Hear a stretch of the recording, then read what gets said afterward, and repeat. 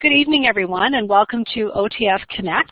I'm really happy tonight to introduce Brenda Sherry and Dane Lowry. They're both from the Ministry of Ed, doing some interesting work with the ministry right now in this area, and they're both going to tell you a little bit more about their positions in their roles this year with the ministry. And they're going to be presenting tonight a webinar called Ctrl-Alt-No Delete, Promoting Digital Citizenship, such an important topic. And we'd like to welcome all of you from across the province who are joining us tonight. And I'm going to advance to the next slide, and I'm going to turn things over to Brenda and Dane. A warm welcome to both of you. Thanks very much, Susan. That's awesome. It's great to be at OTF and OTF Connect. So I'm going to introduce myself, and then I'll turn it over to Dane, and he can tell you a little bit about himself. So we're both education officers at the ministry. I've been here since April, so it's been a while now compared to some folks. But prior to that, I was a vice principal at Upper Grand District, so it's great to see some of my colleagues from Upper Grand here, Alana. And prior to that, a classroom teacher for 20 years and a tech coach for 6 years. So I'm excited to be here and share some of the new resources that we have. As well, I'm really excited to be working with Dane, because one thing I've learned since April is how large the ministry is and how many branches there are. And despite the fact that we're all there in one space, we don't get to hear about each other's work too often. So it's been wonderful to hear what Dane's branch does, and I've been learning about that, and he's had that chance to collaborate with me as well. So, Dane, do you want to introduce yourself? Sure, absolutely. Thanks for that. So, good evening, everyone. As Brenda said, my name is Dane Lowry. I am currently an education officer, also in the Ministry of Education, and I'm an education officer in the Safe Schools and Student Wellbeing branch. That's quite a mouthful, but we do a lot of work in all things kind of safe and caring. One of the passions that I have is digital learning and the role that it has in education today, specifically in the province, so I certainly bring that to my position in the ministry. Before I took this secondment, I've only been there since September. I am a principal from Toronto District School Board. My last school was in kind of the east end of Toronto, and before that I've done the bulk of my work as principal and vice principal in the downtown core, specifically in the Regent Park area.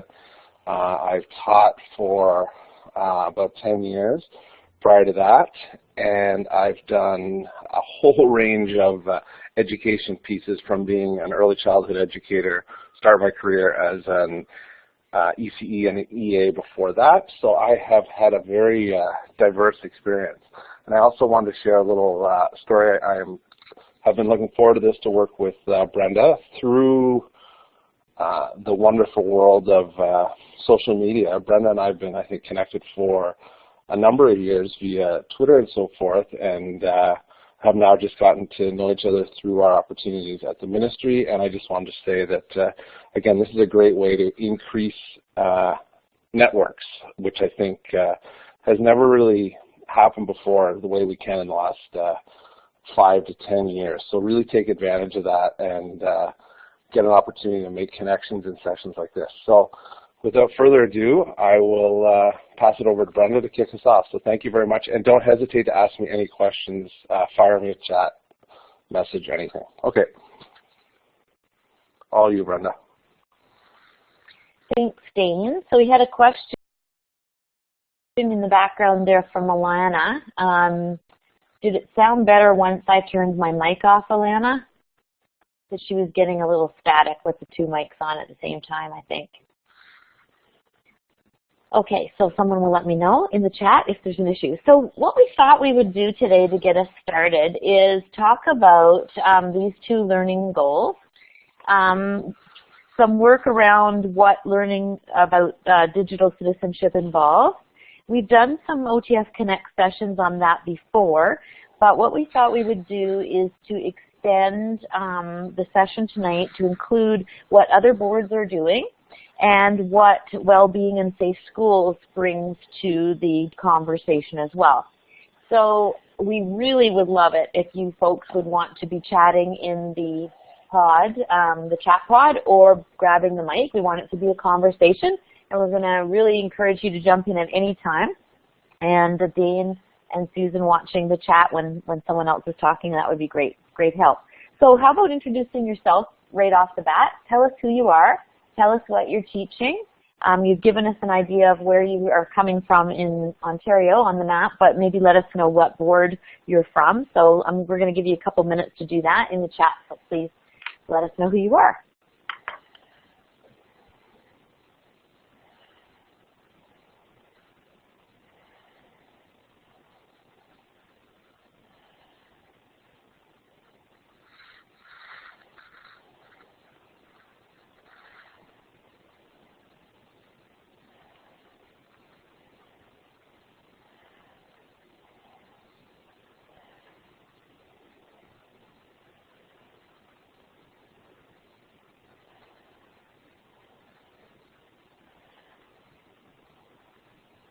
Great, so thank you for doing that. We've got a wide variety of people here. Some teacher librarians, secondary, a lot of elementary, but some secondary and some new teachers as well. So welcome, that's awesome. So we know that students are online, and we know that that is making the news. So what we hope to see here, let's start off with some of the good news stories that we hear. So remember that some of our youth are contributing to anti-bullying campaigns. We've just recently had the Bell Let's Talk. We hear various stories of students and young people finding animals and lost engagement rings and all kinds of those kinds of things. So think about some recent news that you've heard that's been positive, and share with us in the chat what you've remembered hearing about in a positive light.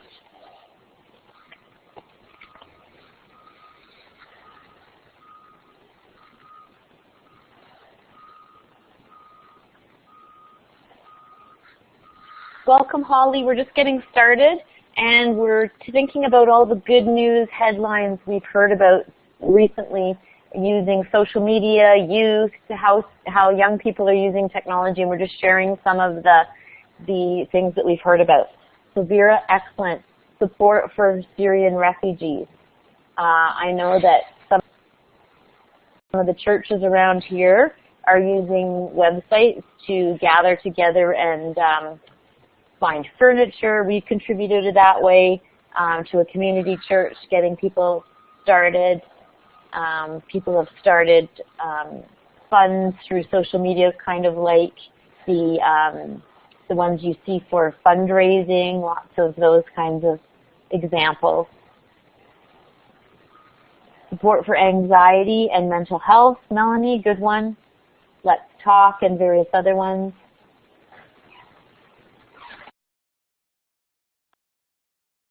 Hey, I didn't hear about that, Alana. Do you want to grab the mic and tell us more about the Santa Claus Parade? Hi there. Can everybody hear me?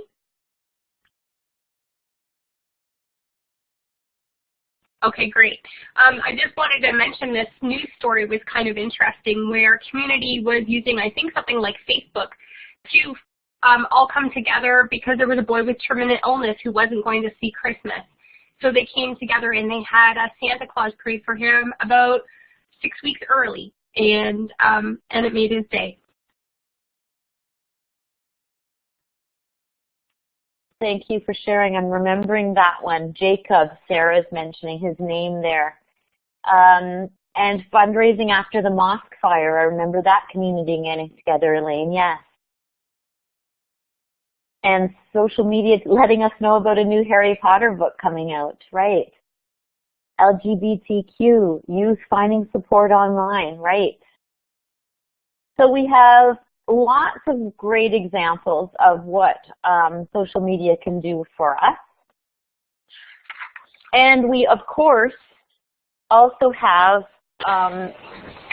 our news, the next slide. You know, we understand that there are negative stories out there. We know that some of them can have disastrous consequences. So we want to acknowledge the fact that technology does amplify things for us. It amplifies the great things that can be happening in our communities, and it amplifies some of the scary and dangerous things. And we're recognizing that we can't start late, that when our children were on their own in places online, but before adults were in there helping them out, we had some issues, just like we would have issues if on the playground we didn't have any teachers or adults supervising them. So we can't start late, we must start early. And just like we do a lot of social learning programs in schools very young and anti-bullying programs, we're also recognizing that digital citizenship has to be a part of learning from a very early age. I'll make sure I've got my mic on. Yes, perfect. And this is, I think it's a key that I love that we started with the good news pieces of social media and technology and worked our way into some of the more scary and or tragic things that can happen through social media, as well as the fact that we're alerted to it at much faster rate of speed. I think that's a good spot for me to kind of jump in and talk about where we're at in terms of the province, and I think it's key that we look at, we talk about the renewed vision in education for Ontario, and I want to share a quote that comes that basically is the first piece of the mission statement coming from the province, and it said, Ontario is committed to the success and well-being of every student and child. Learners in the province education system will develop the knowledge, skills, and characteristics that will lead them to becoming personally successful, economically productive, and actively engaged citizens. So I think that's really, really key for us to think about as we're moving through the session today on what it means to be, we're talking about digital citizenship, but again, one of the things I think it's important for us to remember that really what we're talking about is citizenship. We want to get to the point where the digital piece becomes embedded in everything we do. I know with my young kids, my kids don't delineate between the digital world and a non-digital world. It's just the world that they live in. So there's a couple of big pieces that the ministry has looking at, which is one, achieving excellence so that all children and students of all ages will achieve high levels of academic performance and acquire valuable skills to demonstrate good citizenship. You're going to hear citizenship well-being a lot throughout this. Also ensuring equity. All children and students will be inspired to reach their full potential with access to rich learning experiences that begin at birth and continue right through to adulthood.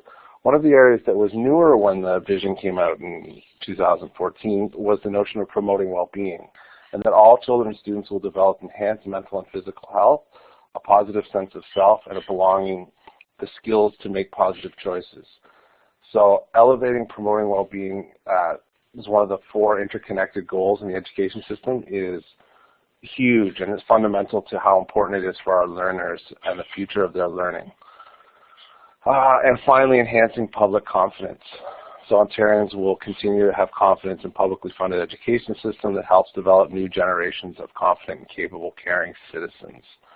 It's important to understand that all of these goals are connected and are, again, center point to what it is that we're trying to achieve with our students today, the students that we work with, and what tools we have available to us.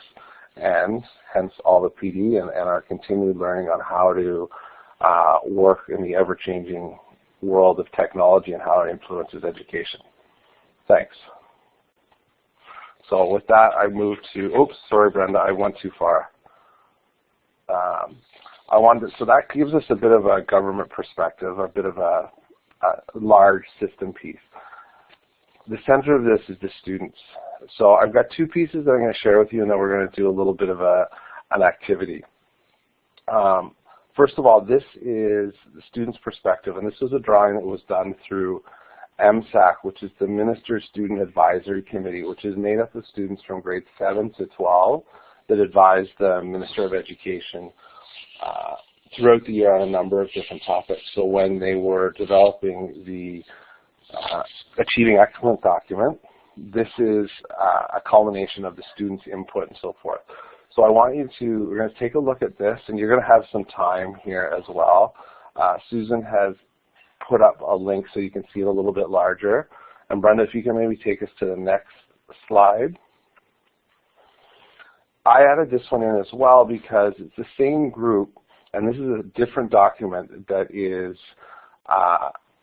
created by the Ministry on bias-free progressive discipline. And the key here is, again, understanding how student voice, the role that it plays in our planning and implementing of learning opportunities for students. So I'd like you to try and do a couple things over the next 3 or 4 minutes.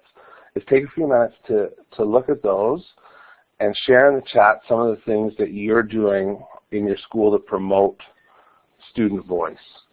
So again, take a minute. I've looked at these countless times, both of them, and every time I'm finding some new pieces. There's just one thing I'm going to slip to the first one. The key that I love is along the bottom of this slide. It talks about the student voices. Know who I am. Understand what I say. We are part of the solution. Accept me for who I am. We are partners. Those are huge to me. And again, often we slip into a very reactive idea when we're talking about digital citizenship. If there's a mistake, we're quick to cut it off. We don't quite understand how to fix it. And the easiest thing for us to do is unplug. So I want you to think about how you're including student voice, and maybe we can start to share that. Okay? Thanks. Vicki, you had your hand up. Did you have a question? Yeah, I'm really sorry, but I can't see any of the chat or the slides. And I've been trying to figure out how to see those things, but I'm having a really difficult time. Are you on a computer? Oh, I'm on my tablet.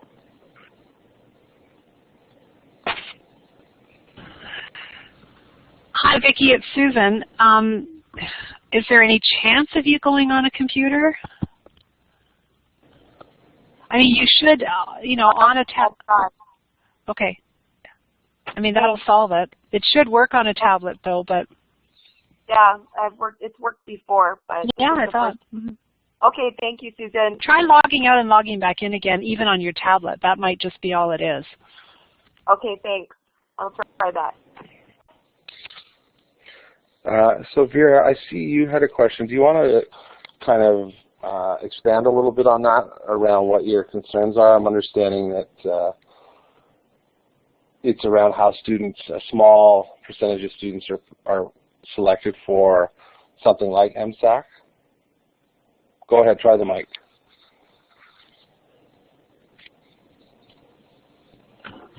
Can you hear me? Absolutely. Oh, wonderful, thanks. Yeah, I was just thinking, I was at the OCT a few months ago, and they had an open space forum there, and it was, mainly principals and superintendents and a few classroom teachers. And then there were 2 students who had been invited from, I don't know if it was the same group or somebody else. And, we were also impressed with how articulate they were and confident and really, I guess, insightful. And I was thinking afterwards, of some of the students and some of the struggling students that I deal with on a daily basis. And I got to thinking about the types of kids who are typically successful in those sorts of endeavors and who are sort of promoted through really already from elementary school in some sense, and whether they, and I don't know the answer to this, I'm just curious on your perspective, whether they really capture student voice at large. Do you know what I mean? Does that sort of make sense? Yeah, I understand what you're saying, and I think that I absolutely can appreciate what you're saying. I think it's an issue when you're looking at a province as big as we are and having the number of students that we teach across the province. I think one of the things that and again, I can't speak for the development of MSAC and so forth, but I know that I'm getting to learn and work with colleagues at the ministry.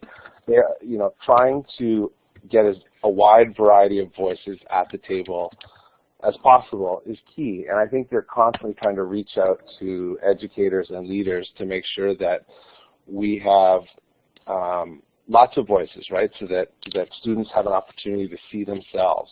Now, on my own personal perspective, as a principal who's now come into the role, I think one of the things that I didn't realize, and I certainly will take back with me, is how much the ministry has to offer and how I as a principal can be aware of opportunities such as MSAC or other speaking opportunities for students and promoting that to the teachers and to the students in my school. So that's where, again, social media, and I know EDU is doing a great job of putting that stuff out on Twitter so that people can have access to it and so forth. But I think that's the only way that we can make sure that we have a high quality and a wide, diverse number of voices. So I hope I've answered your question.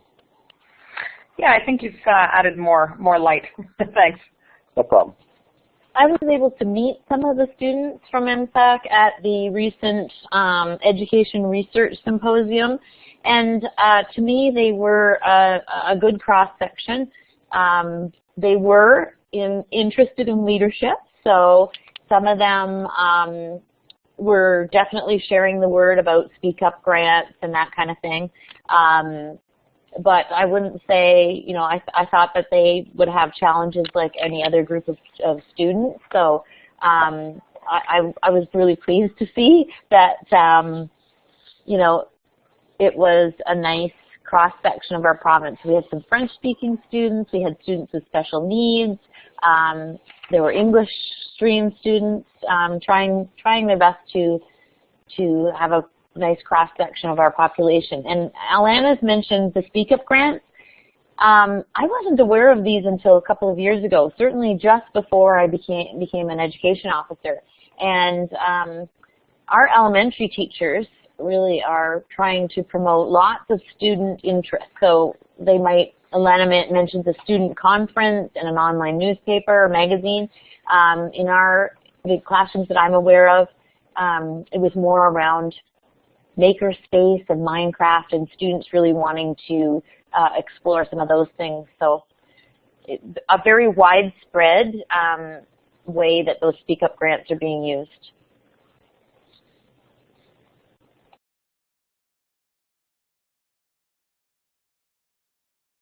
I also wanted to just highlight a couple of things that were mentioned here too. I think Melanie talked about creating a safe community through daily circles. Absolutely. In your school and in your classroom, if you need to make sure that students have voice within that space before you're going to take them out kind of into the digital space to start to develop their voice. They need to make sure that primary learning spot for them is safe, caring, and inclusive. So thanks, Melanie.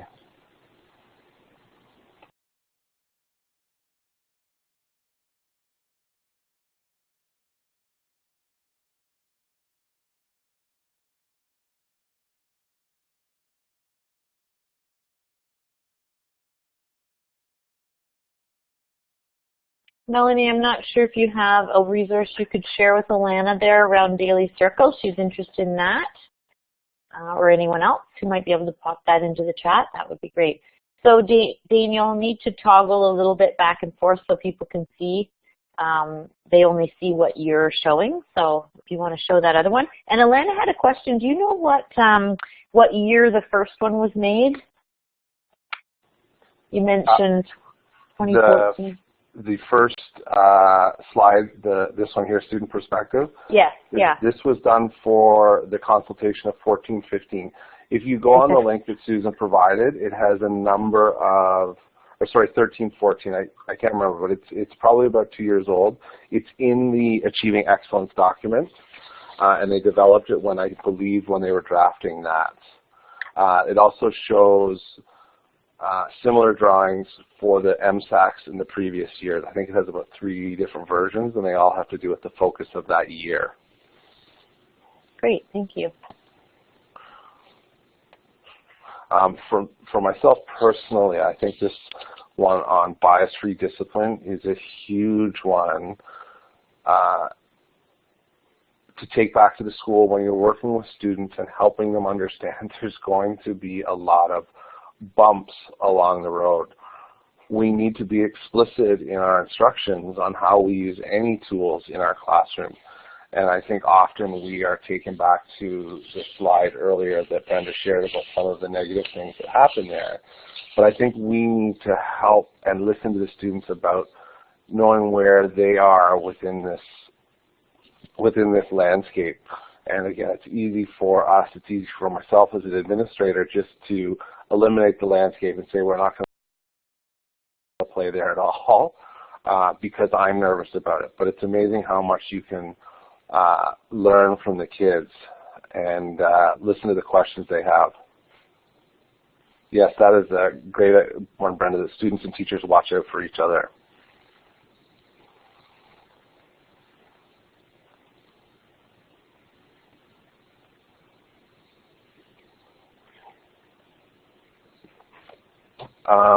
And sorry, there's a question about the posters.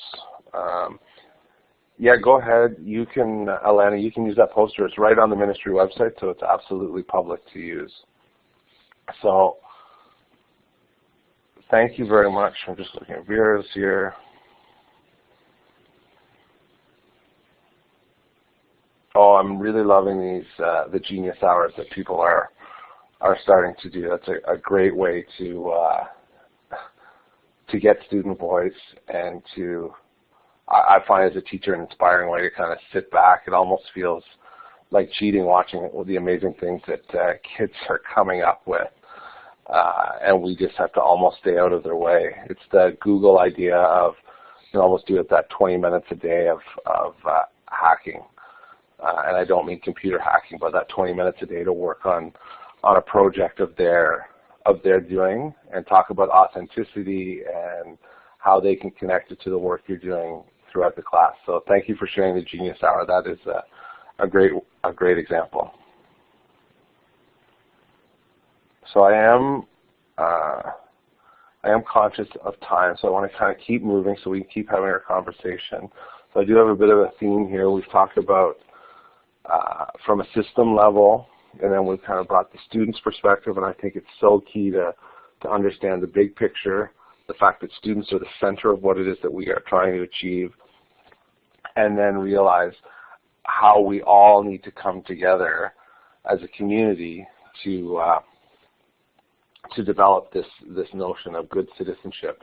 So you're going to hear me often tonight talk about it in terms of citizenship, or the other term I like a lot right now is digital leadership. So we have to have parents on board, because parents, you know, I wear two hats as an educator and as a parent, and I think, you know, we often just want to make sure that our kids are safe. We want to keep them sheltered in bubble wrap, and that can be really, really difficult when we're talking about some of the tools and the social media and the networking beyond our four walls. But we have to work together. We have to help educate parents on what it means to be a good digital citizen. We have to include a balance of online and offline, and need to know how to monitor that. Sometimes we just get focused on the social network and the online piece, but there's a lot of digital learning that we need to do within classes in closed, safe spaces. Still have to learn and understand how we can respond and work together. I think it's key that we involve home, community, and school working together. Again, we're connected like we've never been connected before. So community can interact with things that we post through schools. They can see things that we might have on Instagram or to our Twitter feeds, or look at our websites and be part of the fabric of our school. It would be great if you had an opportunity, if you could share some of the resources that you've used with parents. How do you connect with community partners to promote safe and, sorry, I'm just having a Java issue. How do you connect with community partners to promote safe and responsible use of technology in schools or the board? So any opportunities we have to kind of share resources here is a great one. Because again, from speaking from personal perspective, I'm always looking for this. Too often when I have sessions for parents, I'll get a so-called expert come in, and it becomes really much a session about terrifying parents, and it just leaves them wanting to no longer let their child ever go online. So if we can kind of share some of the resources that you use or have developed, that's great. I'm going to try and catch up here on the chat. Feel free to ask questions if you have any, or if you want to make a comment, put your hand up and grab the mic.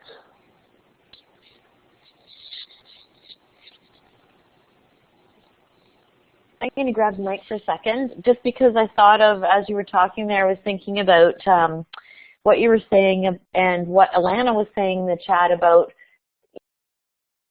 you know, having a walled garden is awesome because it gives us a place to experiment and to find our voice online and have that safe space where students are in a password-protected space.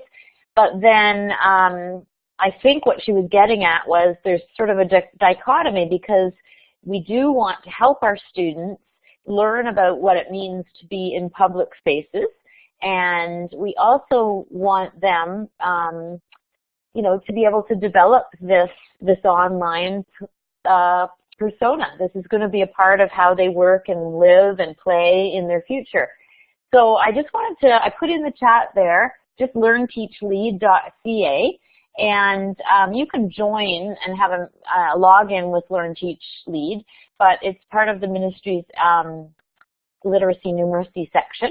And they have just recently posted some of the keynote speakers clips, nice little tiny small bite-sized pieces from the keynote speakers. And one that I enjoy listening to is Alec Garros, and many of you have probably heard him. His work involves media, connectivism, the idea of our personas online. And he has a really nice one called Digital Identity. And Alana, I know you're secondary, others might be as well, but if you just search that site for him, Alec, A-L-E-C, you'll find it. And he talks about how the walled garden is a really great space for us to practice and find our voice and learn how to disagree agreeably and that kind of, and make our points and make our statements known. And we also, because we don't want to be a sanitized person in our online spaces either, you know, that it's going to be important for students as they become adults and they're working in those spaces to be able to get their point of view across and find communities that are valuable to them. And it's just a really nice piece that I think would be a great discussion starter for a lot of secondary students and teachers as well. Thanks, Brenda. I also wanted to note there was, I believe it was Vera might have mentioned it earlier, the notion of, you said here, encourage parents to enforce screen curfew so the kids aren't online at Moto, IM, etc. at 11:30 p.m. I think that what I would take from that, and this is something often I share with staff and parents in my school, is the notion of, I don't know if I'd use the word curfew, but the sense that I unplug, right, so that I'm going to do my best not to send out messages after, 7, 8 o'clock at night. With a phone, if you think about it in kind of that old school technology way, you're not often going to phone a house after the dinner hour unless you're very kind of close and personal. So I think about that idea, and that if I do get a message, I'm not going to respond at that time, that I will respond in my open window. I understand, though, and I respect that some people might have windows of work that they are up at night and they send a message, and I'm okay with that, but don't expect a response. So I think kind of talking about how the 24-hour availability and what that means, and I think it's important to include parents and students in that conversation, because I think sometimes we as parents want that access as well, and it also puts us into, we need to make sure that we are working as educators within our kind of work time. So there's an idea of one way to have a conversation with parents using the tools that you are comfortable with in your school and in your board.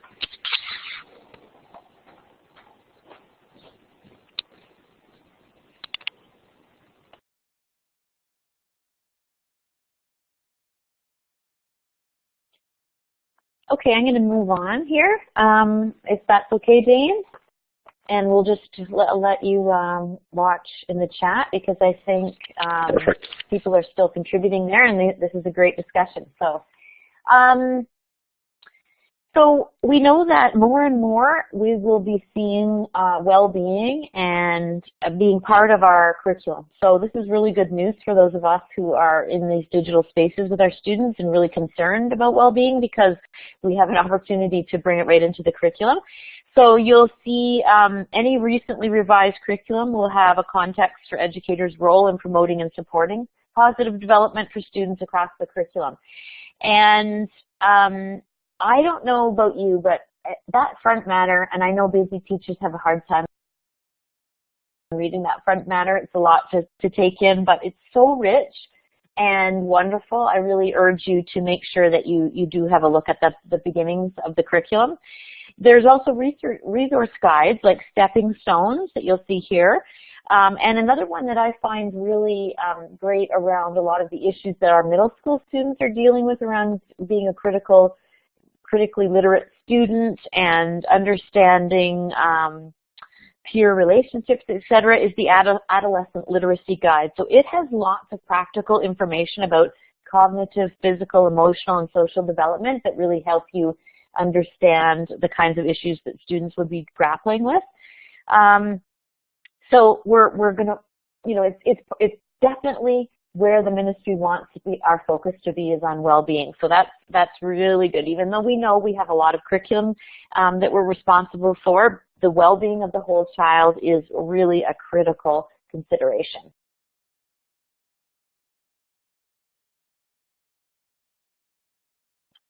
Got some folks blogging. So Dane, I'm going to turn it over to you on the next slide. Perfect, thanks. So again, the ministry has put into place a number of legislative and policy framework to help prevent and respond to bullying, including cyberbullying. We're in the process of developing supports and resources related to these. I really think we are going to continue to grow in being proactive and trying to provide opportunities to help students understand how to wade into being citizens in 2016 and beyond, and what does that mean. But a couple of the policies that directly come in from a Safe Schools perspective would be PPM 145, which is the progressive discipline at promoting positive student behavior, and PPM 144, bullying prevention and intervention. When I'm done talking, I will grab those links and post them up there. These are both policy memorandums that your school leaders, all of your schools across the province would be working in. Your principals or vice principals would be aware of them. I think they provide some context in how we can support students that are struggling and challenging with it, and how to help understand how to provide progressive discipline in this area. Again, it should be treated no differently than we would any other piece that we use in school on how students communicate with each other, whether it's how do they positively speak to each other in the class, how do you problem solve, how do you do those pieces. But I think it's important that that people understand some of the actual policy frameworks that we are bound by here in Ontario. I also wanted to point out a couple of the documents that we're working on right now through OFIA. We're working on CyberCops and AirDogs, which are two documents that are being revised and going to come out, and will be a little bit more up to date with the 2016 environment. So I don't know if people have any questions around some of the supporting safe and accepting schools. So I will leave it at that. I will post the links. If that works, Susan, is that the best way to do it? I can just grab the link, or do you want me to send them to you? No, you can go right ahead and do that. It's probably faster for you to do it than me. Okay, perfect. So I will pass it over to Brenda to keep going. Okay, thanks, Dane. So I'm going to share a quote here from Achieving Excellence. Again, it's mentioning good citizenship, but we're going to extend that into the idea of digital citizenship, also being part of citizenship. And some of you might know in your boards code projects or technology innovation grants that your board has been a part of, and that's what my unit does. So if you've been a part of any of those projects, you could maybe share in the chat what your board is doing. But there are goals around those projects that include using technology to work on peer-to-peer learning, using technology to find new forms of assessment, changing the relationships between students and teachers and what happens when we introduce technology and how that happens. We have to learn with our students because often they know a lot more than we do about technology. And how technology enhances professional learning. So OTF Connect is a really good example of one way that our PD, our professional learning, has been transformed by the use of technology. So we're asking that boards explore those areas, and the evidence from the 21st Century Innovation Research shows that most district school boards are working to ensure that students are digitally literate and that they have policies and codes of conduct around promoting safe use of technology. And it will actually be a part of all boards moving forward. So what we thought we would do is share with you some of the things that are happening in the province, and we really would like you to also share some of the things you're doing. Now, I happen to know some of you in this room, so I know your boards are in here. So you can tell us maybe what you're doing in your updated projects, or and if you're not one of these boards, you can share what your board is doing. So we know it's important. I think all of you know these. That's why you're here tonight. It's a changing world. We have new knowledge, skills, and behaviors that we need to acquire in order to work in this space. The technological innovations that we have do afford new opportunities for learning in and out of school. And anytime that, as teachers, we know that anytime we can connect our students to real learning that happens in the world, it makes it more relevant for them. They're more engaged, and they're really going deeper with their learning. So we're connecting people now. We're connecting information and digital resources from around the globe in new ways. It used to be that the web was for us kind of transmissive, a one-way communication. Now we're communicating with other people, and there's some new guidelines that we need to know and share with our students. So Waterloo, and we have some Waterloo folks in our room here today, so I hope you guys will speak up. But I think Waterloo, in a lot of ways, led the way for great responsible use policies, we'll call them. So they're ensuring that digital citizenship is a part of regularly planning sessions. And this is a couple years ago now, so you folks can share this in the chat, but they have a responsible use procedure. So usually you hear these called acceptable use or codes of conduct, but they change that around by really thinking about the respect and protect elements of being a digital citizen. So respect yourself and protect yourself, respect others and protect others, and then respect intellectual and technological property and protect it. So a really nice character education influence there. I don't know if any of our Waterloo folks want to grab the mic or share in the chat how you've extended this since then.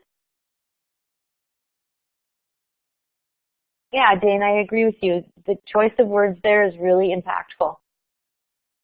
Simple, clear, something all students at all levels can understand. Another strategy, so a little bit of different approach, Durham District School Board has designed a digital citizenship boot camp. So students from grades 5 to 8, they explore 6 modules that are online modules. They learn about school and board policies. They learn about internet safety, digital law, scenarios around technology use, netiquette, so your etiquette about being online, and cyberbullying, those aspects of digital citizenship. And then after they get the modules are completed, they get a digital citizenship driver's license. So this can be on their person when they're around school, and teachers can ask to see their license. And it's kind of a neat way to, you know, have that that value of mastery of certain concepts, and you know, it's sort of a great thing for that age group as well in terms of their development. It's kind of a cool thing for them to have their license. Yes, so there's the link, Vera. There's an actual blog that's set up, or a wiki that has some of the tutorials and the lessons in there, so you can follow that up. Yeah, I like that idea of the driver's license. Oh, love the concept, yeah, driver's license. Maybe, Vera, you can imagine some other kind of explanation we could have other than the driver's license. Dane, have you thought of one already? Well, I just wanted to say I think I love the idea of driver's license, the passport. I think too often we sell our kids short, or even ourselves, by saying, oh, they don't want a certificate or recognition, like we're just going to kind of power through. But, you know, a badge, even an online badge that they can start to put as they're developing their online portfolios, right, to be able to have that and stick that on there if the school board has an avatar or anything like that at the bottom of their email. Very cool. Just shows a sense of, the student's sense of respect, and also us respecting the work that they're doing. So I think that is very, very, very neat. Cool. So Hamilton Wentworth. I don't know if we have anybody from Hamilton Wentworth here, but please let us know in the chat if you're from Hamilton. Here's what they did. They looked at, and they put this in that link, so when you go another time to follow this up, they were looking at, in 2011, Harvard Graduate School of Education created a program for their secondary students called the Good Play Project. So that was a beginning for some Hamilton Wentworth teachers. They took a look at it, and they decided to build on it. It has a Creative Commons license already, so they've included it. When you go to that Learning Commons link that you see there, you'll find more information about that one. And they decided that a bunch of teachers, many of whom you will know from Twitter, they generated some modules for students in grades 4 to 6 that focus on 5 areas of digital citizenship. Participation, which includes encouraging reflection about the meaning of ethical participation. It fosters the thinking skills needed to participate responsibly in online communities.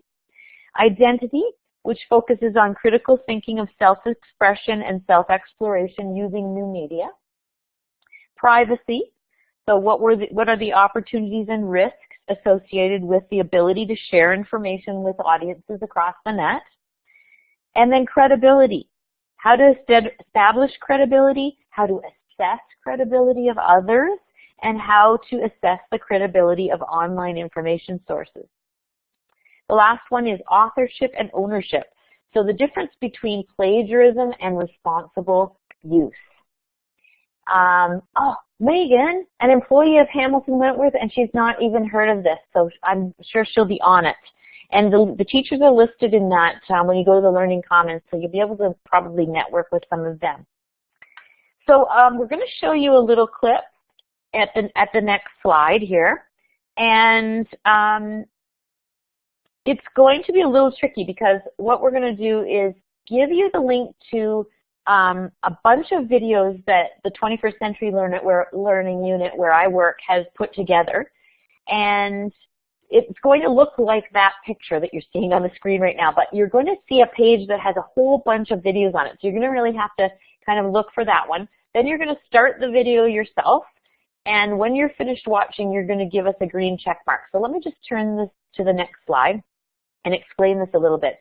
So this resource on EduGains, and one of my jobs is to try and make this a little more user-friendly. And right now you'll see there's a whole bunch of videos in in a list. So we're trying to theme them in some way. But what you'll see are little clips like this one from Hamilton, and then each of the clips has a viewer's guide, which talks about themes, and then it has a selection of questions.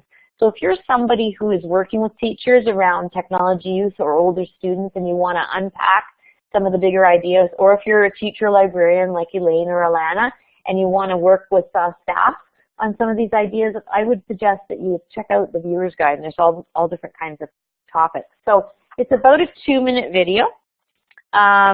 So I'm going to just, Susan's going to put the link in the chat, I believe. That's how we're doing it. And then you're going to go away and watch it, and then come back and give us a green check mark.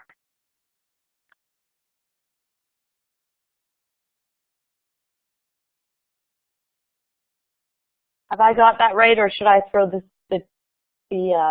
oh, there it is. She's already put it in there. Go for it. Enjoy. Well, it's the one that says Hamilton. It's going to look like that picture there, Vera. So you have to scroll right down till you find that girl in the football jersey with 82, and then click on that one.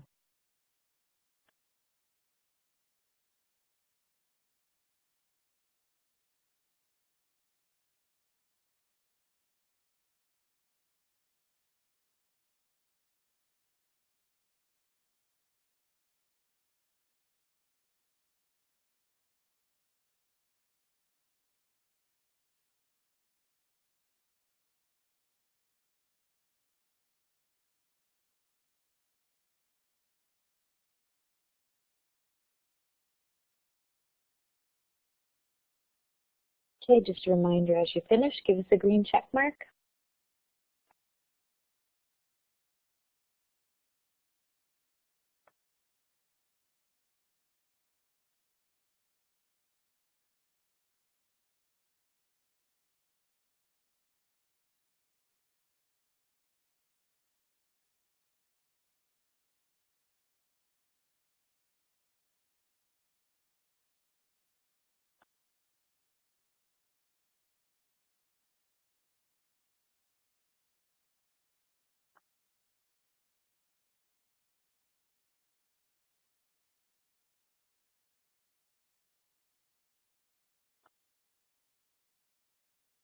I'm going to think that most people are just finishing up. So what resonated with you around that video? Maybe just add in the chat.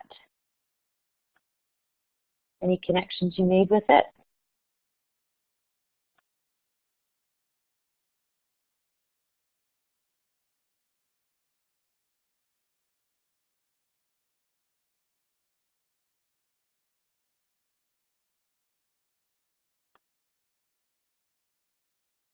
Go ahead, Vera, grab the mic.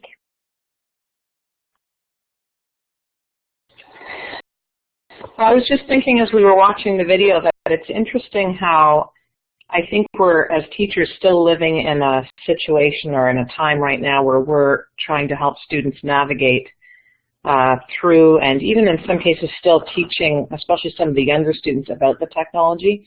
But I think that's evolving really almost minute by minute. And within the next decade, the tables are going to turn even more than they already have, where the students increasingly are going to become the experts and come into our classrooms already far more tech savvy than they are. Right now, I think we have students who are digital natives, where their parents are digital immigrants, and I think that's going to flip very soon, where both parents and students and everybody is using technology on a daily basis.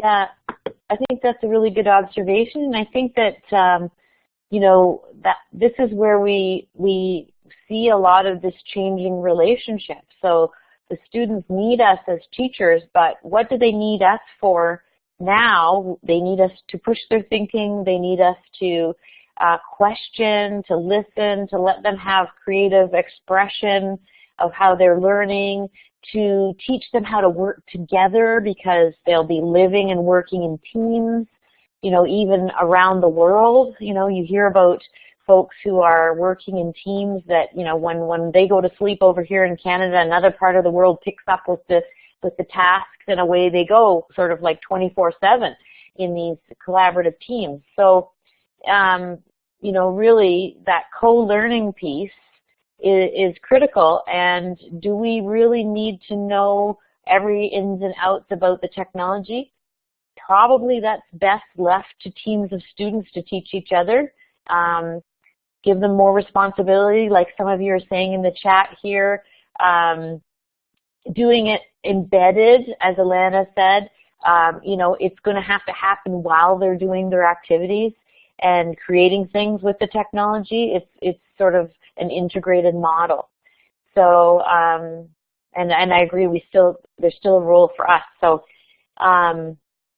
but really, I think, you know, these are nice little video clips for you that might help you in terms of speaking to parents about how it's going to, you know, it's not going to be like when they were at school where the students, you know, learn from the teacher everything there is to know about an iPad and then get handed the iPad. It's the teacher and the students learning together. So, Dane.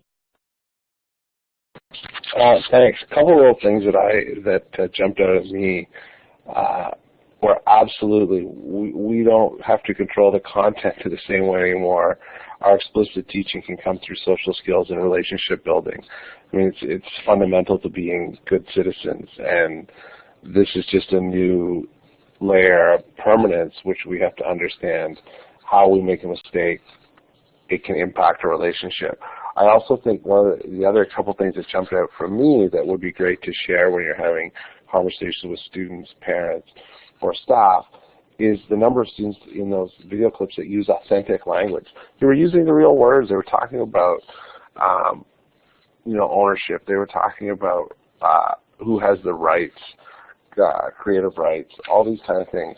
And the other piece that really stood out for me from a safe schools perspective is the notion that they have the respect for the students, that they're able to use subtle cues, that they can kind of nod.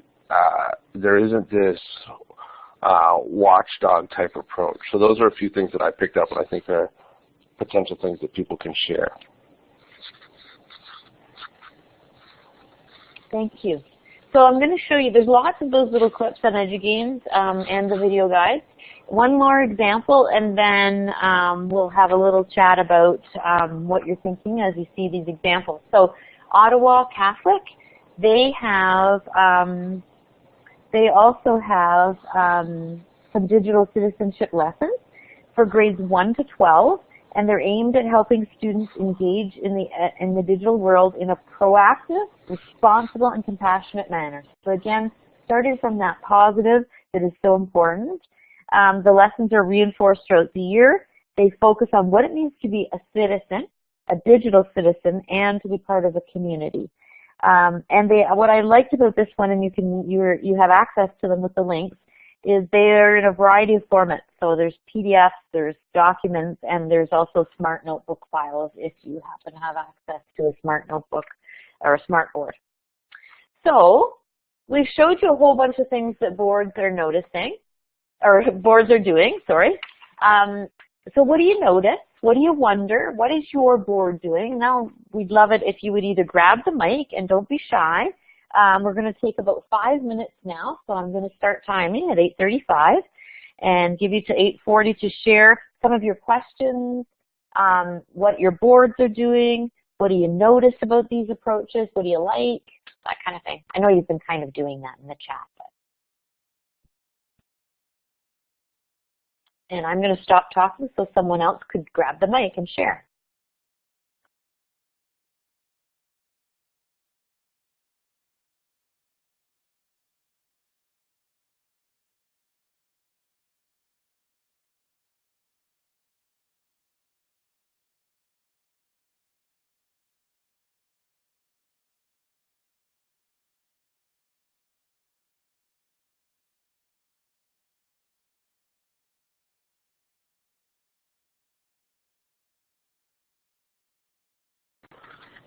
I just wanted to jump in quickly. Megan has brought up a couple of good points around a project obviously they were doing with one-to-one iPads and the issue of we're in a world right now, and I fall to this as an administrator, that I get a cache of money and I invest in technology and I kind of drop it down on people and don't think about how we can build capacity and so forth. So that is a challenge that goes on right now. I think you guys as leaders within your schools, within your boards, within your classrooms have an opportunity to make sure that you bring these conversations forward, and there'll be an opportunity to assess when projects start or are being implemented, so you can talk about what worked really well, what didn't work, what challenges were faced, how can we encourage people, educators at different levels to be able to jump in.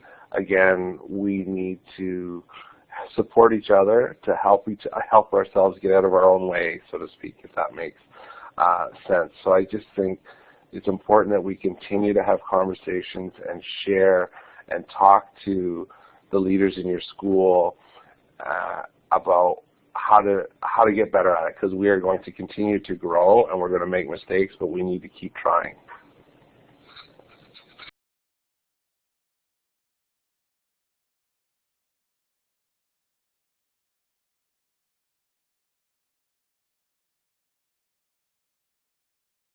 Farron, which board is your board? Oh, okay. So you're wondering about that boot camp idea. Check it out when you check out the link, and we can, if you email me, which you'll get my email at the end of the session here. Anybody can do this. Just give me an email and I can connect you with some of the boards you've heard about today. But I really agree. There's what you've been saying about sharing these resources is really important. So it sort of is a good segue into our next example. So I'm going to let you continue to share there, so what your boards might be doing. And I'm going to tell you about one that was created by OSAPAC. So OSAPAC, if you're not sure, is, oh gosh, I never get the name right, Ontario Software Acquisition Program Advisory Committee. I think that's what it is. And so this group advises the ministry on materials to license. I did it, Alana, yes. So there's a survey on this website, and they really want to hear from teachers. So if you feel like there's something that you would wish you could use in your schools, I urge you to go on there and share what you're thinking, because that's how we get some really good things like Mindomo and those kinds of things. I was on the committee 2 years ago before I was in my education officer job, so I was part of this writing project. So what happened was, out of these surveys, a lot of people were saying they needed help with digital citizenship, and as well, we were hearing about this from the 21st Century Learning projects.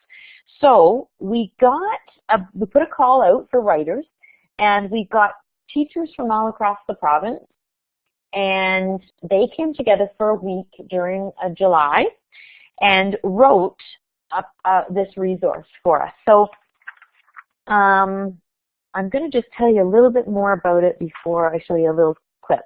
When you go to the website, you will see /DC, Digital Citizenship. That's the section you want to be in. And what happened was, when these teachers got together, we could not figure out, there's a lot of great free stuff out there around digital citizenship. There's Media Smarts, there's all kinds of organizations. If you were to Google it, there would be a million hits that would come up around resources. But teachers were having a kind of a harder time figuring out, how do I use these resources? How do you weave it into what you're teaching, just like Elke's saying right there. And so what this group of people decided to do was create a resource that would not reinvent something, wouldn't create something new, but would take what already exists and make it friendlier for teachers and more usable. So I'm going to go to the next slide. And we have here a really quick little video done by one of the a team of the secondary teachers, because we've met over 2 summers now. The first summer was an initial writing team of elementary and secondary, and then last summer we weren't able to invite our elementary people because of some, our labor issues. So secondary folks got together and added some more things as well. We had students, school and system leaders come together and do a piece. So I think what's going to happen is we're going to there's the YouTube link. So again, it's like less than 2 minutes. So watch that video and then give us a green check when you get back. See you in 2 minutes.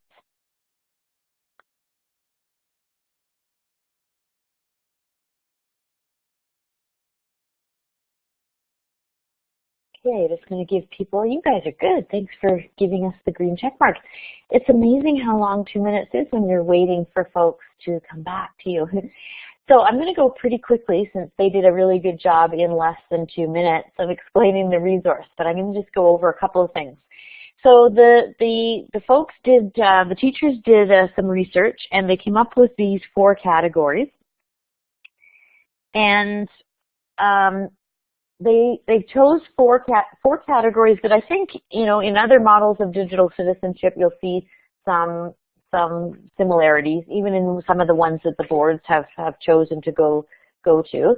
What they really wanted to, so critical thinking and information literacy involved using effective critical thinking and information literacy skills, obviously.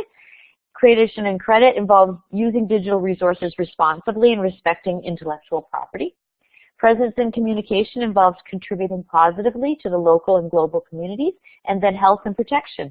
So some of those things that we talked about, like protecting your privacy, balancing your online and offline activities, and being healthy. The team really wanted to focus on positives. So everything is structured as a digital citizen is one who, and then they list a bunch of criteria. So for example, look at this one. This is creation and credit. So a digital citizen is one who does these things. And each of the categories would have this sort of positive outcome for someone who is a good digital citizen.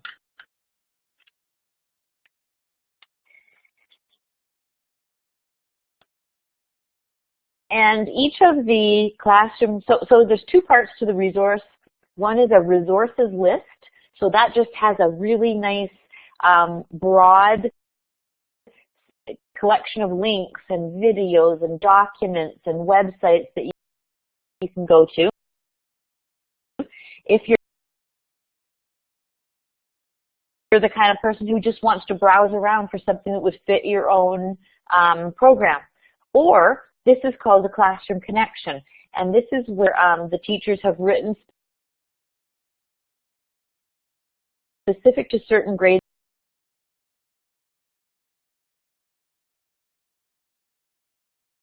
levels and certain curriculums, usually combined because it's an integrative kind of approach. There's an authentic task. They didn't want it to be considered just a lesson because some of them are more than just one lesson, but there's an authentic task, and then each of the links you can click on takes you to a part of it. So you might want to sort of have access to it through the digital citizenship lens, or maybe you want to think of curriculum first, so you can click on that and have a look at curriculum, or maybe you want to talk about technology integration and how that's going to look. And, you know, for example, on this one, it's about licensing your photographs for Creative Commons. So maybe you need to learn about what online photo editors do. So you could click on technology integration and learn more. And then there's also next steps. And next steps for what to do next. So really nice, teacher-friendly. The feedback we've gotten so far is really, really good.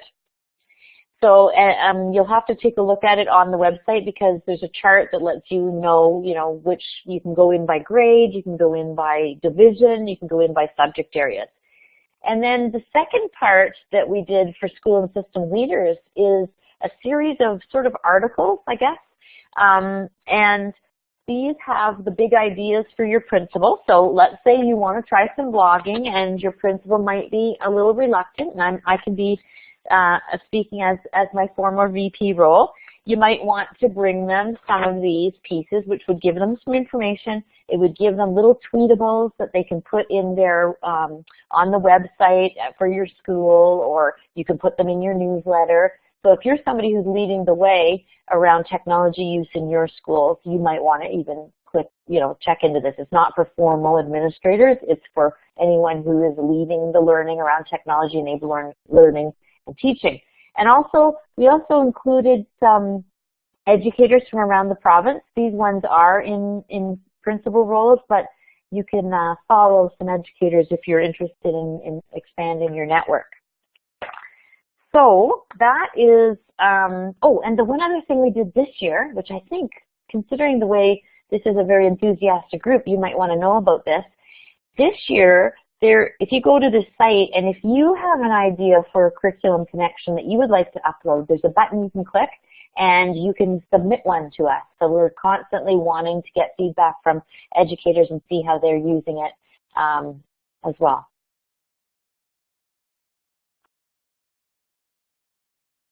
I'm conscious of time, so I'm going to turn it over to Dane to finish us off, I believe, with a couple of quick slides. And Alana, if you're needing to sharpen up, you will find lots of to help you out in these resources that we've shared tonight, I hope. So sorry about the sound issues. I hope it's not me.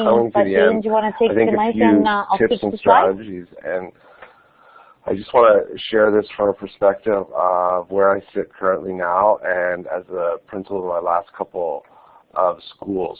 I just want to touch on something Brenda said before, which was I love the new documents that she just shared on the previous slide and look forward to trying to use some of them. I think we as administrators sometimes need some helpful prodding.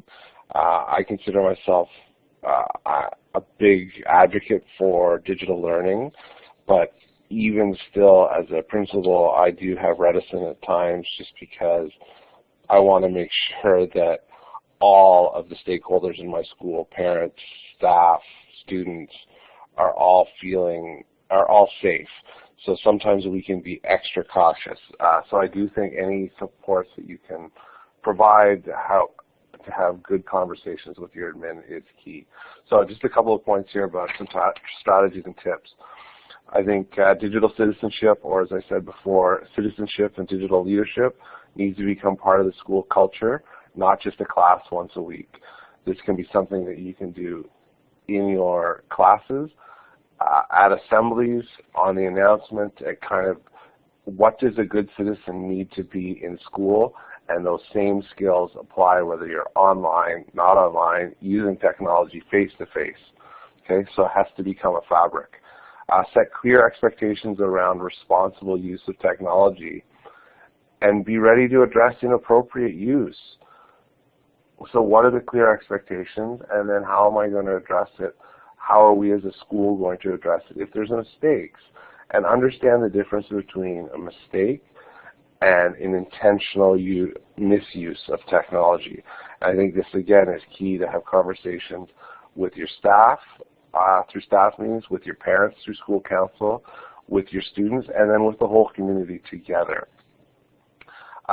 Start to develop an implementation plan that includes professional development for teachers and parents. Take stock of where you're at. What do we have in the way of school? What do we have in the way of our know-how? Where do we want to move as a school? We can't be all things to all people at once. We have to take off and bite a bit as much as we can chew and work through that. Some people are going to go a little bit further and faster. Some people are going to take their time getting into it. It's much like the comment that was said earlier where a load of iPads are bought, dropped into the school and said, have at it. That can be very scary, and that can lead to lots of mistakes both by teachers and students, educators and students. Also, connect the teaching of digital citizenship to what is already part of your board plan. So again, where can this work into character education, school codes of conduct? It ties back nicely to, number one, making it part of the fabric of your school. And that's why I think it's so key if we can start to think about not digital citizenship, but citizenship, and what does that mean within our day-to-day learning? And how can we be digital leaders and digital learners? So that is the tips and strategies I have. If you have any questions, I'm just going to take 1 second. There's been lots of typing here, so I just want to see if I've missed anything because I'm not good at jumping back and forth.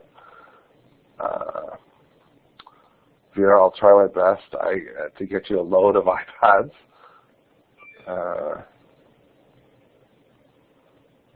Well, thank you, Susan. I do think kids are great advocates as well. Kids showcasing examples of responsible use and the impact of work that they're trying to do. I think my last school was a grade 7, 8 school, and some of the amazing work that my students were doing beyond the hours of school and using technology and media and building things and sharing that becomes so powerful. It just is an opportunity to say, oh, okay, I need to get them opportunities. It's going to enhance their learning. Alana, can we go back to involving parents? Can Alana explain that a little bit more for us? Yeah. Yes, that would be great, Alana. I'll get off the mic. Okay, what I'm wondering is, as my students get older, the parents seem to kind of disengage. And I also find that this transition as they get older is so important in terms of technology and citizenship, because as we were talking about at the very beginning, we're starting to move them out of the walled garden and having them make real choices about BYOD. But what I see is happening is the kids aren't bringing their own tech, whether it exists or not anymore, because they're reliant on the same things that we do provide almost at a one-to-one basis in my school. In our case, it's Chromebooks. But what I worry as a teacher librarian, I guess, is that can they actually transfer those skills to new learning environments, new learning management systems, or whatever it is that the future holds for them. So I was just wondering if anyone out there has some kind of a parent involvement. Specifically, I'm interested in how do I get teenagers to really bring their own devices and feel safe in doing that? Well, that's a great question, and I think it makes a lot of sense that you know, we might have kids disengaging and not wanting to necessarily include their parents. But one idea I was thinking of was mentioned earlier about trying to connect with younger students. So is there a way that we can get our oldest students, our grade 12 students, to work directly with our, say, the younger students at the school, the grade 9s as they transition into the school, and or feeder schools, and they can showcase some of the learning that they're doing, the soft skills that they need, and possibly, you know, have them teach the learning environment that they are in, the learning management system, because I do believe that a lot of the learning management systems are similar. They might look different, but at their core they have intuitive type features, and maybe this is an opportunity to flip the situation and they get to become the teachers. And I think having parents involved in that and an opportunity for them to see, it's just an idea, just a thought. Vera, do you want to share your idea? Well, I'm not sure what the situation is at Atlanta's school, but one thing we have noticed for sure at my school, I'm in a large 6, 7, 8 school with over 1,000 students, that in classes where teachers are not using digital technology regularly, students are less likely to bring their own devices, or where they bring them are more likely to misuse them. Whereas in classes where teachers are using them regularly all the time, you know, in math and language, social studies, for a variety of purposes and in a variety of authentic ways, for assessment as well as learning, formative, summative assessment, students tend to bring their own devices with greater regularity and tend to use them more appropriately more often.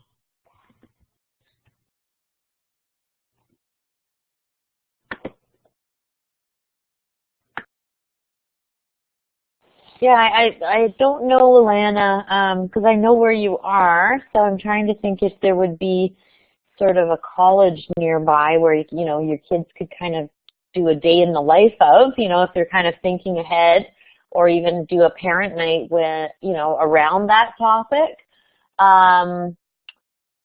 But it's challenging. I remember when my own two were in university, and here I was saying, hey, you know, I could show you a voice thread and you could do one of your assignments with a voice thread. And they just looked at me like I had two heads, because they said, oh, Mom, like, if we don't hand in an essay, you know, that's all we can get marks for. They wanted no creative They want no creative, use of the technology. As far as I could see, they had PowerPoint.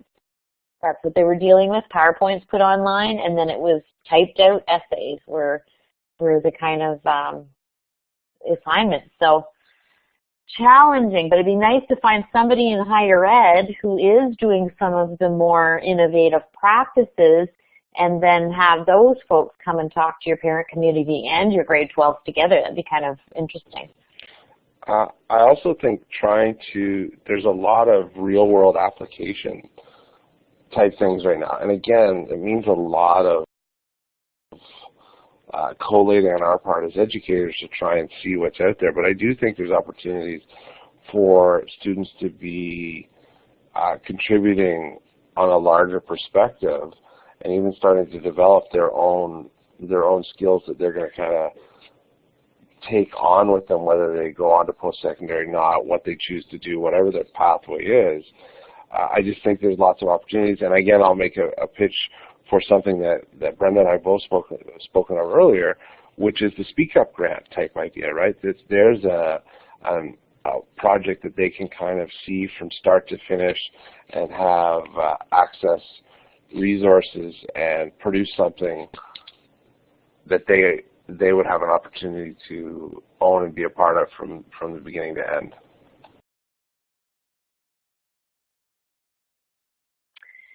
All right, so I'm seeing some really neat connections. You guys are great participants, so we want to thank you.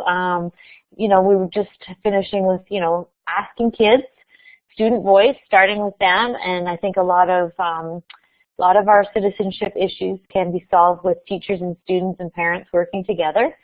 And we would love you to close with, what's your next step?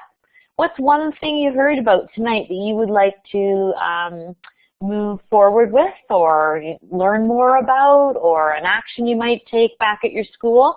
Just share with us one thing that sort of resonated with you. We'd love that feedback. And we just want to say thanks to everybody. Our emails are over here.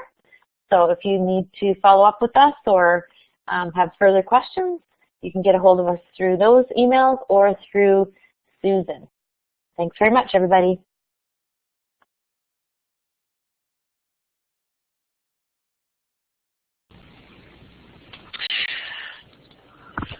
Brenda and Dane, thank you so much for an outstanding session, and to all of you who have been participating so richly through that discussion. It's just been a really great evening. Lots of good sharing, lots of good questions that have just gone back and forth, so really wonderful.